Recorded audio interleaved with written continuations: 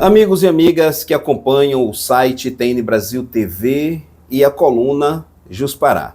Estamos em mais um podcast Juspará. Hoje eu irei conversar com a advogada, juíza substituta do TRE, Tribunal Regional Eleitoral do Pará, Anete Marques Pena de Carvalho, que também é candidata ao 5º Constitucional. Logo, vamos conversar um pouco sobre 5º Constitucional. Em primeiro, agradeço a sua presença, aceitar o nosso convite de vir aqui, sempre bem receptiva, bem acessível, aceitar o convite, conversar conosco aqui na redação da TN Brasil TV. Imagina, eu que agradeço de você ter lembrado do meu nome, de ter me convidado, de ser sempre essa simpatia toda vez que eu lhe encontro. E é uma honra estar aqui no seu programa, no seu podcast, para a gente poder conversar mais uma vez. Ok, eu gostaria muito que a doutora fosse vascaína, mas não é não. Eu sou. Então... Sou vascaína doente, lá em casa todo mundo é, porque eu sou casada com um carioca. Então é. Até a filha de 12 anos sofre junto, né? Que notícia maravilhosa a coluna Juspará teve hoje, tá? Pois é. Mas vamos lá. Eu vou começar fazendo a pergunta mais difícil da entrevista. Quem é Anete Marques Pena de Carvalho?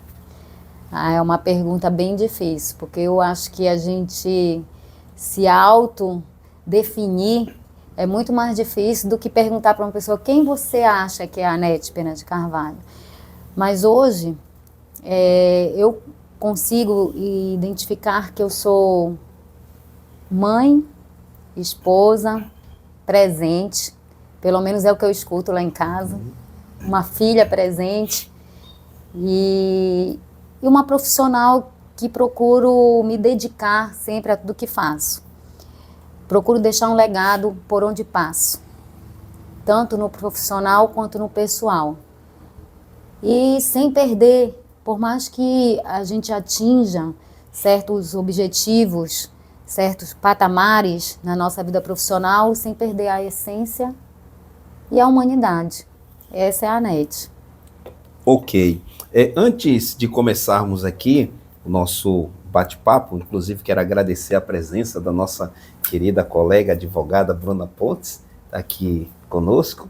E, bom, então antes de começarmos aqui a entrevista, falamos um pouco sobre a questão de leitura, a questão de números, e aí caiu o número 23.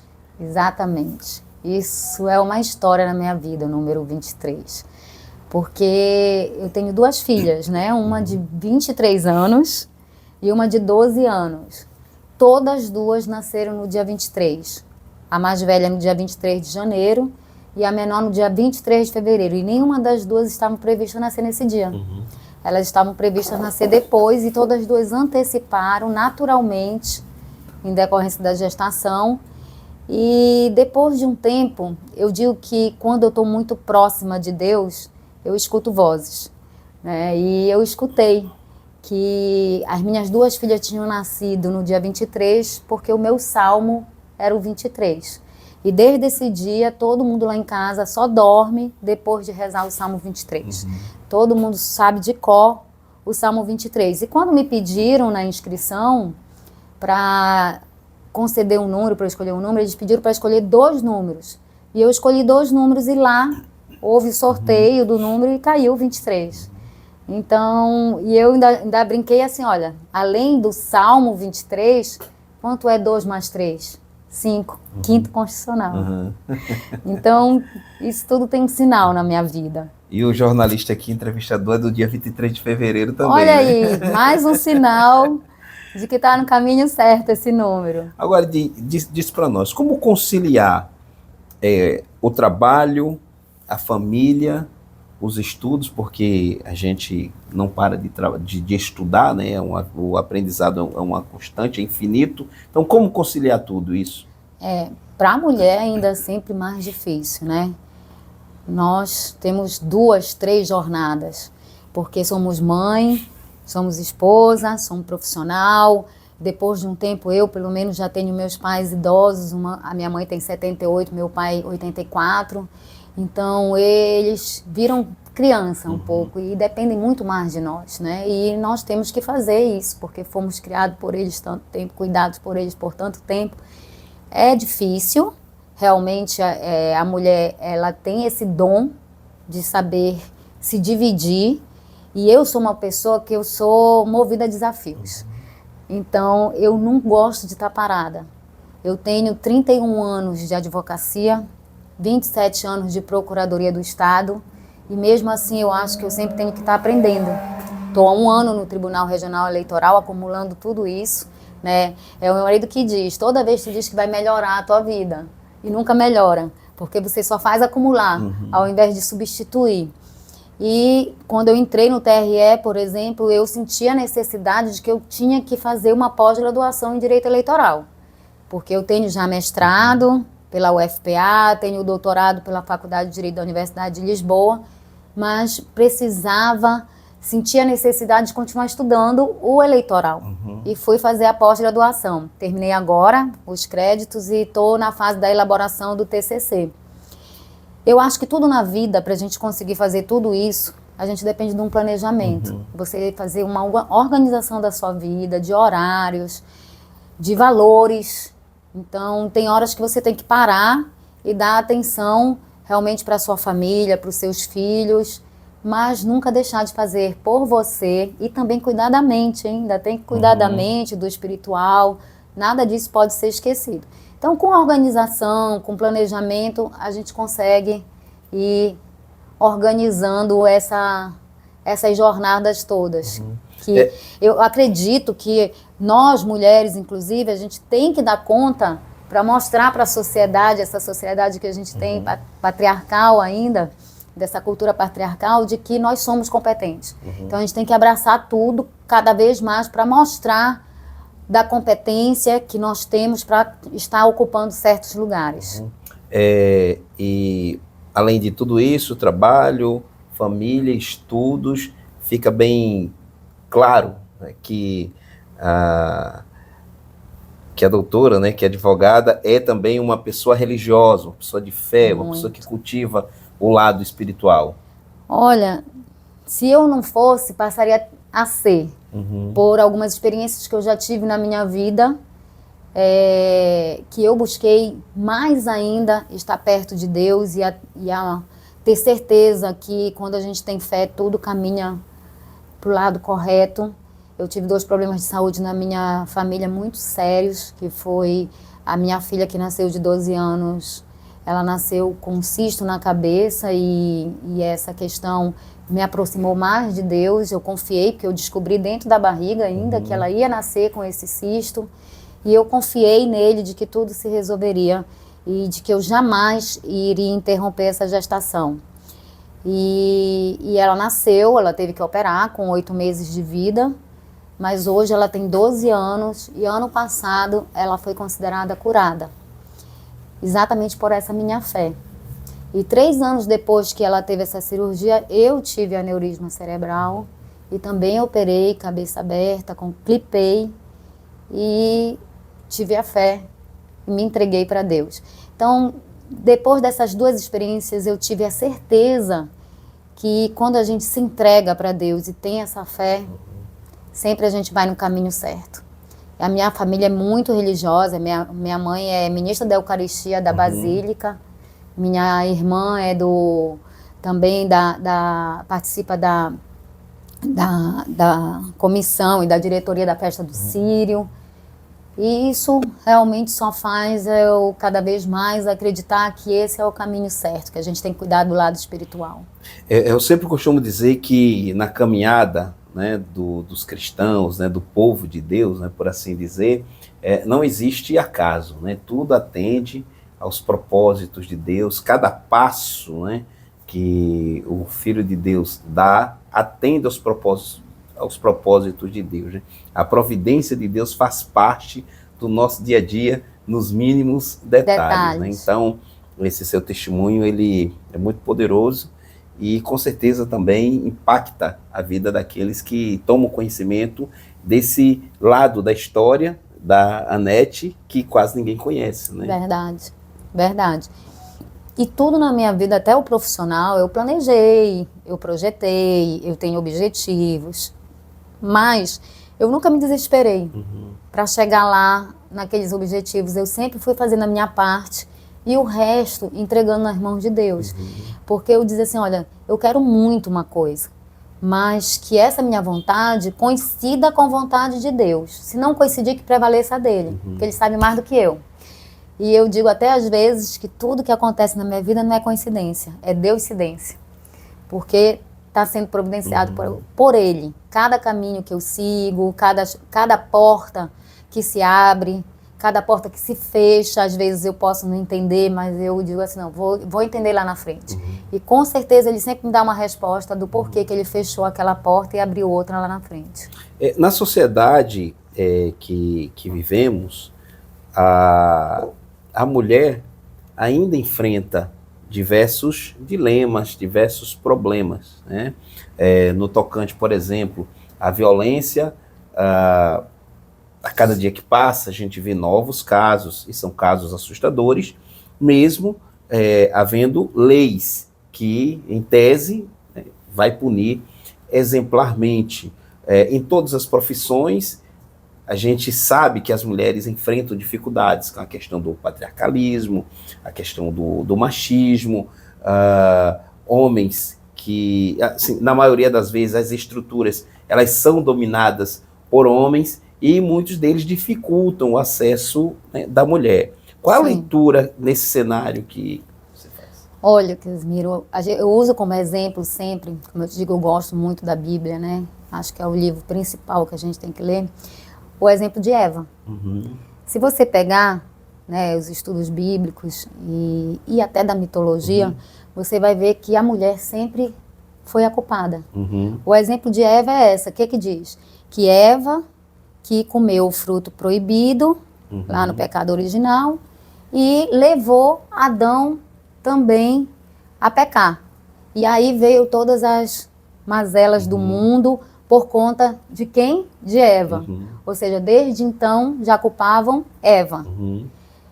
E daí começou na religião, em tudo, a se culpar e a inferiorizar, né, a efeito de subordinação da mulher em relação ao homem. Até hoje, nos dias atuais, a gente, com essa estrutura patriarcal, com essa cultura patriarcal que a gente cresceu com isso, a gente vê que até numa questão de assédio, de abuso, sempre levam para o lado, o que foi que ela fez? O que foi que a mulher fez? Ela deve ter feito alguma coisa que levou à ação do homem. Acho que a ação do homem sempre é a reação de alguma culpa da mulher. Então a gente vê, né, Pandora, na mitologia também, sempre culparam ela. Então isso tudo você vê que desencadeou uma cultura que leva sempre a culpar a mulher. Então, em razão disso, hoje, na sociedade que a gente vive, que a gente tenta desconstruir essa cultura patriarcal, é muito importante, é essencial que o homem seja doutrinado. Porque não adianta você só falar e só tentar mudar a cabeça da mulher, as ações das mulheres e o homem não. Então, por isso que, não sei se eu já te falei, eu sou procuradora do Estado e atuo já há 3 anos como chefe do jurídico da Secretaria de Estado das Mulheres, da SEMU. E lá existem políticas públicas já voltadas para isso, ou seja, o Estado do Pará já se preocupa hoje em pegar os homens e doutrinar os homens, capacitar os homens. A gente tem um projeto lá na Secretaria das Mulheres, no governo do Estado do Pará, que se chama Eles com Elas, pelo fim da violência contra mulheres e meninas, que é exatamente isso, é capacitar os homens, tá, para eles se tornarem agentes multiplicadores da nova masculinidade e do novo direito das mulheres. É essencial essa participação dos homens. E hoje nós já temos vários homens capacitados nesse programa e que, em decorrência desse projeto, nós estamos formando a rede paraense dos homens. Então, esses homens vão começar a disseminar essa nova ideia de masculinidade, essa nova ideia de direito das mulheres, para mudar e para a gente desconstruir essa cultura patriarcal que ainda é muito forte na nossa sociedade, mesmo as mulheres já chegando num nível e num patamar de muito avançado nos lugares onde elas estão conseguindo ocupar. Mesmo assim, a gente ainda vê isso muito enraizado, né? Muito forte, principalmente quando a gente vê esses resultados aí de feminicídio, né? Desses crimes passionais, principalmente. Mas é necessário também que as mulheres, elas mudem um pouco a sua mentalidade no sentido de apoiarem mais umas às outras. Hoje mesmo pela manhã, eu entrei em um debate em um grupo, né, de Facebook, pois uma senhora que havia sido, né, presa, estuprada, violentada, humilhada das mais diversas formas, e a mulher mais ou menos dizia assim, bem feito, certo? Como se como o pensamento a rivalidade, político, ideológico, né, é diferente, então bem feito, e tentando justificar a maldade que fizeram com ela. E mais ou menos o que foi falado agora há pouco, né? A gente vê muito a reação das mulheres dando meio que a entender que parece uma rivalidade, né? Isso foi criada nessa sociedade. Por quê? Porque como existia essa mentalidade, essa cultura patriarcal, a ideia era que as mulheres, elas não estudassem, elas não se capacitassem, para elas sempre ficarem subordinadas aos homens, né? E elas não se unissem, porque é a sororidade. Se você é criada em uma rede de apoio entre as mulheres, uma puxa a outra. Certo. Então ela vai se sobressair em relação aos homens, ela vai começar a ocupar os espaços de fala, os espaços públicos, os espaços de poder. E não era isso que a cultura patriarcal queria. Elas eram meio que treinadas a serem rivais. A odiar a mulher que saísse dessa bolha, né? Exatamente. Aí foi crescendo dessa forma, e como as vagas também oferecidas às mulheres eram poucas, elas diziam assim, não, essa vaga é minha, não é tua. E tem aquela briga, né? Exatamente para ocupar esses espaços. Mas a própria cultura já foi doutrinando a mulher a ser rival uma da outra, e que você não vê entre os homens, né? É verdade. Você vê ao contrário, um defendendo o outro. O corporativismo é muito maior. Mas hoje a gente tem visto que tem sido criadas várias redes de apoio entre as mulheres, até a própria OAB, né? Tem a Comissão das Mulheres e Advogadas. Nós temos aí, eu faço parte também do Entre Nós, mulheres, o Conecta Mulheres, que antes começou Mulheres Advogadas, hoje é da área jurídica. E a ideia também, eu sou membro já desde que iniciou esse Entre Nós, e a ideia hoje, com a presidente aí, hoje atual, a Ellen Martins, é interiorizar também essa rede de apoio entre as mulheres. Isso é muito importante, porque na feita que você se une, você vai tendo coragem, você vai tendo força para buscar esses espaços de poder e de fala, e vai puxando outros, cada vez mais. Legal. Agora, como começou a sua militância, sua peregrinação na advocacia? Então, eu nem sonhava em ser advogada, porque na minha família só tem médicos e engenheiro civil. Não tinha ninguém na área jurídica. Mas desde pequenininho, o papai dizia que eu falava para ele que eu queria ser juíza. Porque eu, ao invés de decidir conflitos em termos de prestar jurisdição, mas eu, desde pequena, eu tinha a ideia de quê? De que resolver conflitos seria através de um acordo. Então eu pegava os meus primos quando brigavam entre eles, e pegava os dois, colocava um na frente do outro, vamos resolver esse problema entre vocês, agora? E aí fazia eles resolverem, dizer assim, pronto, está decidido, eu decidi dessa forma, vocês já pediram desculpa um para o outro e prometeram isso para o outro. Então é nesse sentido que eu dizia que eu queria ser juíza. Mas quando eu comecei a minha carreira, eu conheci 2 advogados que tinham um escritório grande aqui em Belém, e eles eram meus professores na Universidade Federal do Pará, onde eu fiz a minha faculdade, né? Meu curso de Direito. E eu passei a admirá-los como advogado, como profissional. E eu disse, bom, eu vou estagiar naquele escritório. É aí que eu vou começar a entrar no mercado de trabalho, porque eu não conheço ninguém. Estudei bastante a disciplina deles e tentei me destacar. Depois que eu me destaquei na disciplina, eu fui falar com um deles e falei, vocês não estão precisando de estagiário lá no escritório de vocês, doutor? Ele falou, sim, porque você tem interesse? Tenho, então vai lá fazer uma entrevista. E foi assim que eu entrei no mercado de trabalho. Entrei, fiquei 3 anos como estagiária lá, me esmerei, passei a ser advogada depois daquele escritório. E todos eles no escritório eram procuradores do Estado. E eu tive um interesse pela advocacia pública também. Eu pedia os processos dele para poder ir fazendo e aprendendo. Isso. E foi assim que eu comecei a vida na advocacia privada e na advocacia pública. A partir do momento que eu me apaixonei pela advocacia, eu já não quis fazer o concurso para juiz. Mas eu fiquei com aquela vontade assim, bom, então eu vou traçar a minha trajetória profissional toda pensando que lá na frente eu posso entrar pelo 5º Constitucional. Depois mas levando a experiência já da advocacia. Levar o olhar da advocacia para dentro do tribunal. Hoje, eu não sei se no passado se falava tanto em jovem advocacia, nova advocacia, eu não sei porque eu estou cobrindo, né, o mundo, né, da advocacia. Eu posso dizer da advocacia, que é mais a convivência com os advogados mesmo, de uns tempos, né, para cá. Mas eu escuto muito, né? Não sei se antes falava-se muito em na jovem advocacia. Tal.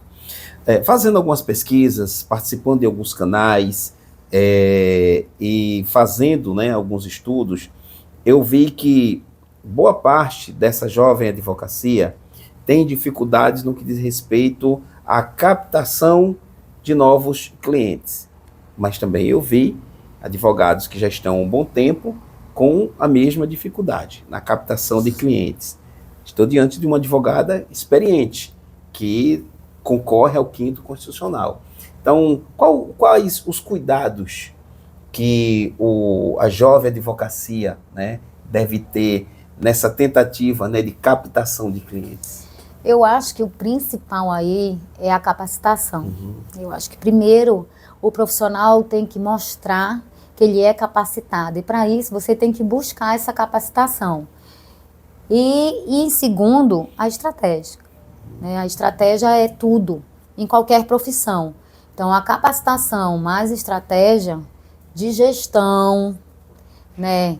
E também hoje a tecnologia conta muito, né? Então você tem que se capacitar também na tecnologia e mostrar isso ao seu cliente, que você consiga mostrar resultados. Então você já vai, o que a tecnologia hoje te permite? Em você ter uma estatística, né? Olha, essa sua situação, que eu sou capacitado nessa área e eu posso te mostrar que estatisticamente tantos ganharam, tantos perderam. Então você dá uma segurança para aquele cliente. Se você conseguir passar essa segurança de que você tem esse conhecimento desse diferencial do estatístico, que hoje a tecnologia já te permite fazer isso, você com certeza vai capacitar, vai captar mais clientes do que aquele que não vai mostrar o resultado. Né? Então eu acho que o principal é esse. E também a questão de ter o cuidado para não prejudicar um colega de profissão, né? A ética. A ética. A ética é tudo, né? A moral e a ética sempre esteve ligada ao direito. Então, na hora de agir, da prática, você tem sempre que lembrar disso. E hoje, eu digo assim, tudo no direito hoje é cooperação. Você vê o novo Código de Processo Civil, as leis do processo administrativo sempre falam em cooperação. O que isso significa?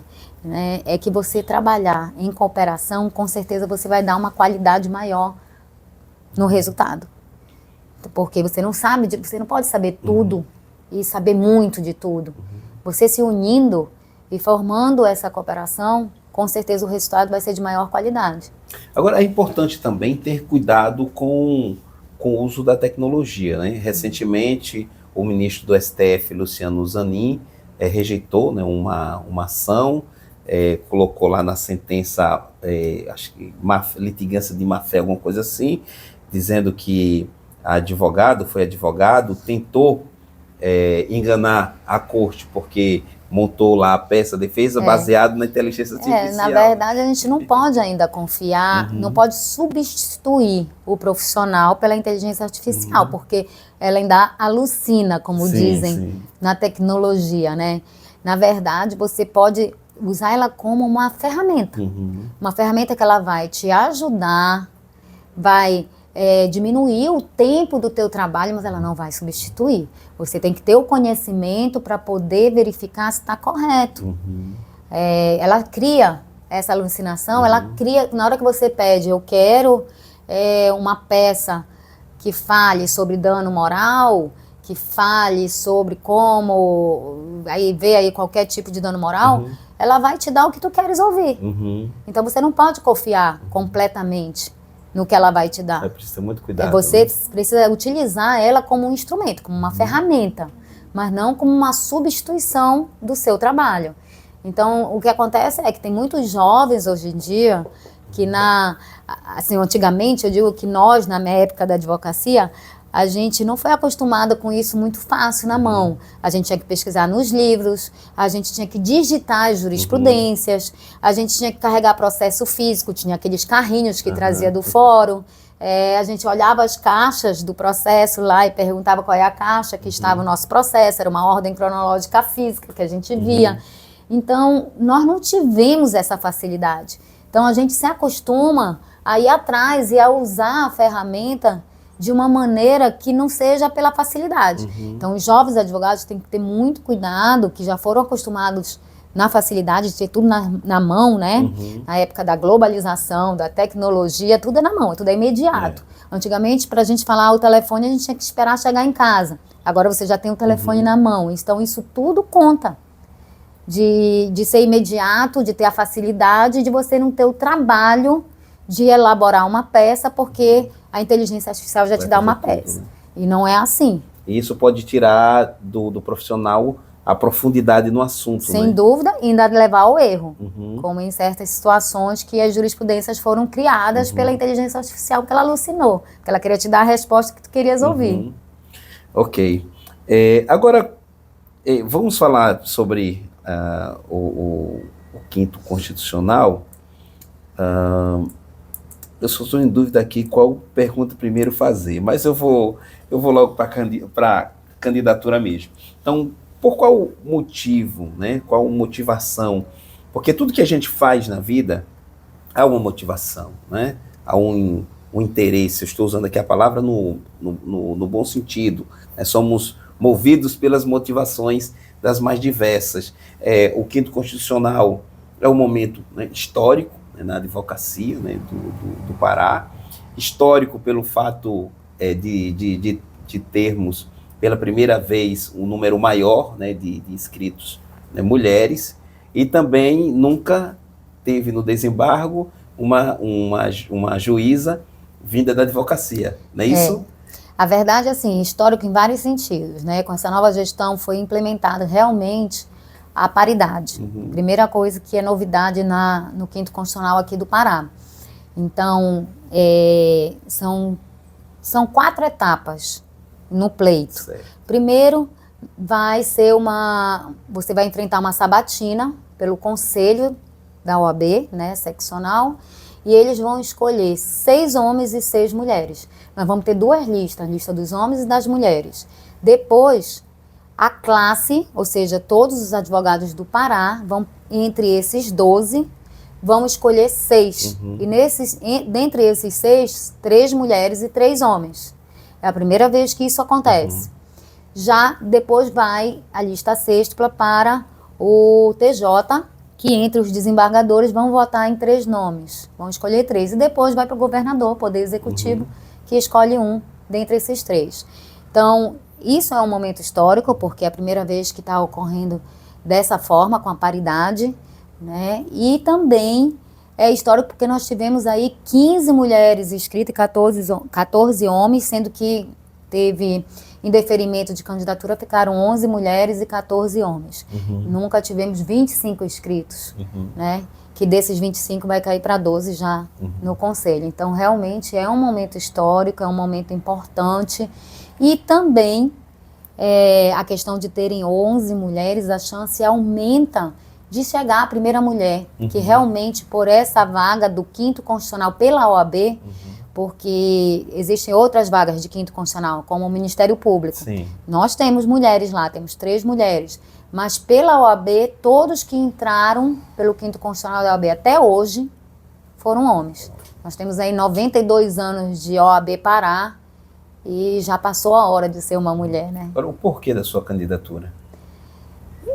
Como eu falei para você, eu sempre tive vontade de ser juíza, mas me apaixonei pela advocacia e então isso somou de eu querer levar o olhar da advocacia e as necessidades da advocacia para dentro dessa profissão. E mais do que nunca agora, eu tendo essa experiência no TRE como juíza, eu vejo que realmente é uma paixão que me encanta. E eu poder ter a oportunidade de fazer pelo que eu amo, pela paixão que é a advocacia, eu levar esse olhar da advocacia para dentro do tribunal, junto com esse sonho, é um propósito. Sem dúvida nenhuma. Já me perguntaram por que você tem 27 anos de procuradoria, você tem 31 anos de advocacia, falta aí pouco para você se aposentar e você agora quer ir para lá para o desembargo? Sim, eu acho que eu tenho esse propósito, eu trago essa vontade, esse sonho dentro de mim há muitos anos e, mais uma vez, por onde eu passo, eu sempre tenho aquele desafio e aquela vontade de deixar um legado.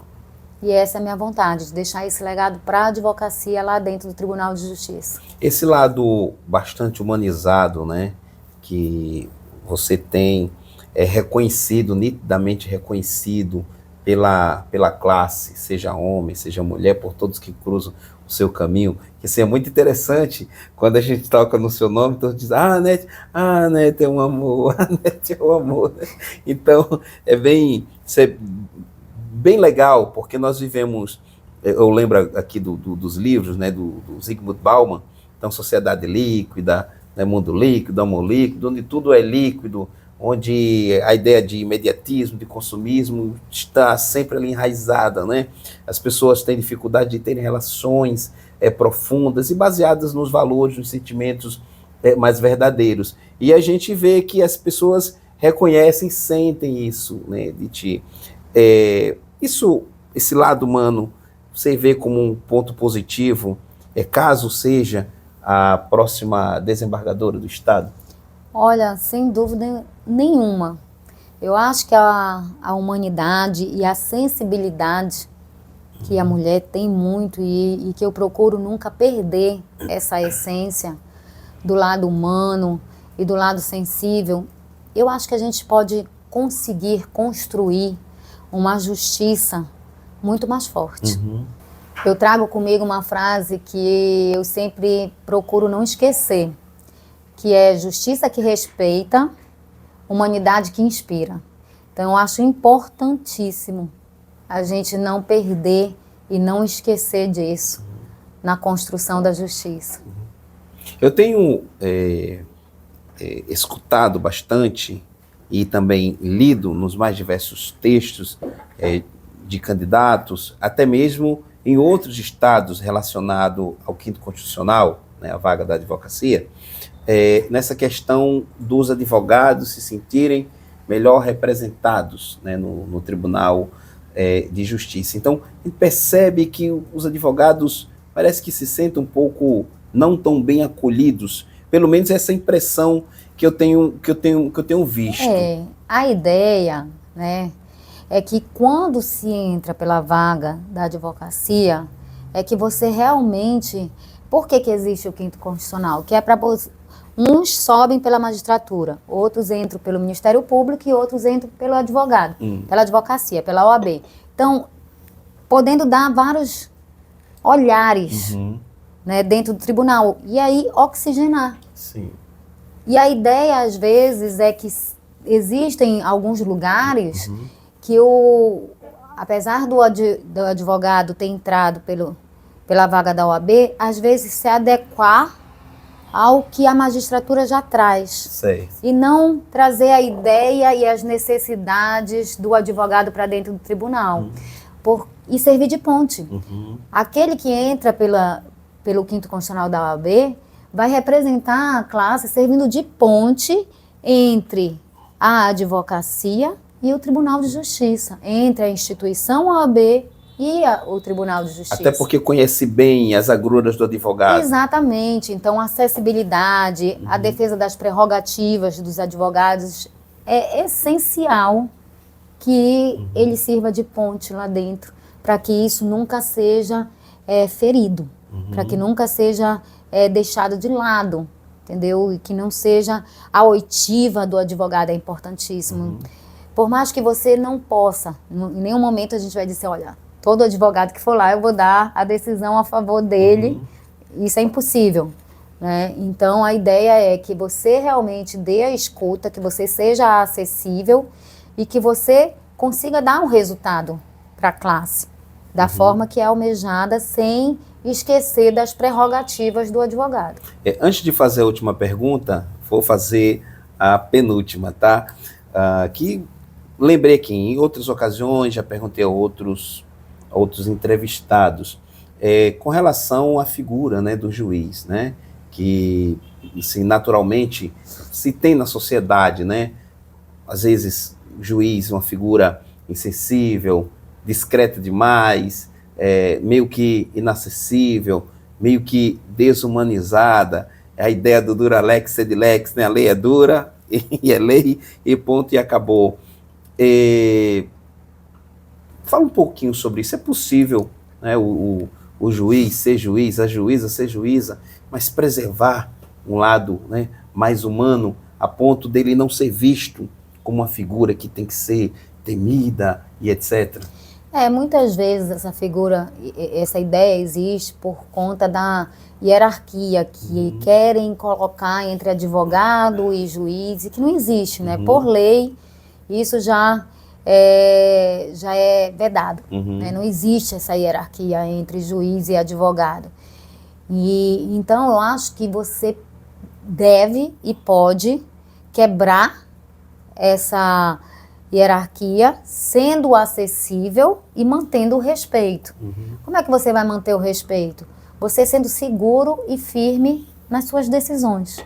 Você mostrando que você é competente, que você tem a capacidade técnica para isso, você impõe respeito, mas sem precisar impor aquele escudo, aquela barreira entre o advogado e o juiz. E assim, quem me conhece e que já teve a oportunidade de tentar ter esse acesso no TRE sabe que eu não mudei. Estou 1 ano no TRE e eu continuo sendo acessível, mas muitas vezes impondo o meu entendimento e defendendo o meu entendimento técnico e jurídico sem precisar ser arrogante, sem precisar impor essa barreira entre o advogado. A oitiva sempre vai existir, a acessibilidade sempre vai existir e saber tratar bem ao próximo, né, como qualquer ser humano. Não é porque eu estou como juíza e o outro lado está como advogado que eu vou me sentir superior. Jamais. Em toda minha trajetória, em toda a minha carreira, eu poderia me sentir assim e nunca me senti. Porque eu acho que não tem. Nós somos iguais perante Deus. Inclusive, eu posso até testemunhar nesse sentido, porque quando do evento ali teve o Entre Nós, né, lá no Mangal das Garças, mas teve outro evento naquele restaurante, na Quinta hotel, das Pedras. Na Quinta das Pedras. Quinta das Pedras. Quintas, né? Pronto, Quintas das Pedras. Foi a primeira vez que a gente se encontrou. Isso, aí eu vi lá a juíza, né? Então, naturalmente, um receio também da minha parte em se aproximar mais a forma como, né, a juíza conversava com as pessoas, era tratada, e aquele elogio daqui, elogio dali, as pessoas querem tirar foto contigo. Eu disse, olha, é mais tranquilo aqui. Então, a impressão foi muito boa, né? Então, esse contato que eu tive foi muito bom. Eu te tratei bem? Muito bem, muito bem. Ainda então, foi uma bem. leveza total. Agora, a última pergunta é a seguinte, né? Já falamos aqui um pouco da sua história, né? Os aspectos de fé, da crença, né, em Deus, a sua trajetória, sua militância. na advocacia, trabalho, família, estudos, conciliar tudo isso, a força da mulher. Mesmo assim, eu preciso fazer essa pergunta. Anete Marques Pena de Carvalho se considera mesmo preparada para ser a futura desembargadora do Estado, se assim a providência o quiser? Sem dúvida alguma, se eu não me sentisse totalmente preparada para assumir esse cargo, para assumir essa posição, representando a nossa classe, eu não teria colocado meu nome à disposição.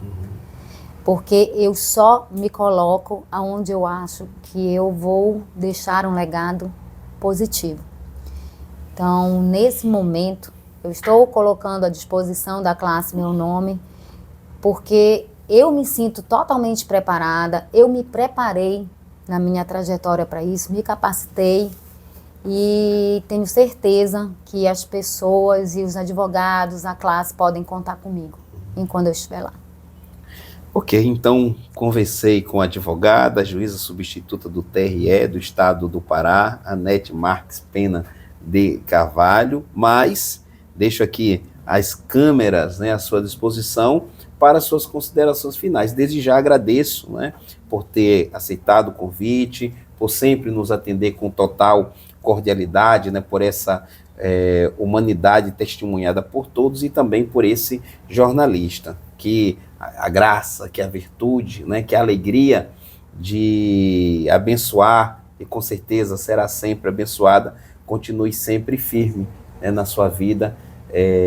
Eu posso dizer o seguinte, que eu fui pastor, líder de igreja protestante, mas eu sempre fui muito católico. Acho que eu fui o líder evangélico mais católico da história. Então, eu sempre fui franciscano. Então, essa ideia de ser instrumento de paz, de amor, de reconciliação, sempre esteve presente, na minha vida. E eu senti muito isso na sua pessoa, essa instrumentalidade capaz de chegar nos lugares e causar aquele alvoroço positivo, aquela alegria nas pessoas. Então, isso é muito, muito maravilhoso. Então, em nome dessa alegria e dessa instrumentalidade abençoada e abençoadora, deixo aí as câmeras para suas considerações finais.